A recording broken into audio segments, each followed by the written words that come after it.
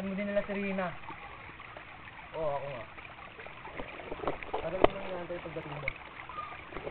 Para tapusin ang ugnayan ng dalawa. Tuloy na siya mapasakin.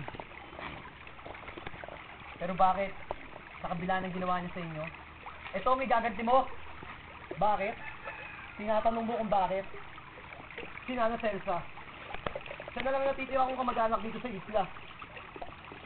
Ang mga taong bayan ang nagtulong-tulong para sa ipatayin ng wala man lang kalaban-laban. Ngayon tinatanong mo kung bakit? Kaya magbabayad ng mga taong bayan. Buhay nilang kinuha. Buhay din ang sisingilin ko. Pero bakit si Rina? Bakit siya ang kinuha mo? Kung doktora ako napaibig ng gusto. Ang pag-ibig na yun, ang tanging ko yung sa akin. Para tuloy ang lamunin. Salot ang islang ito. Salot.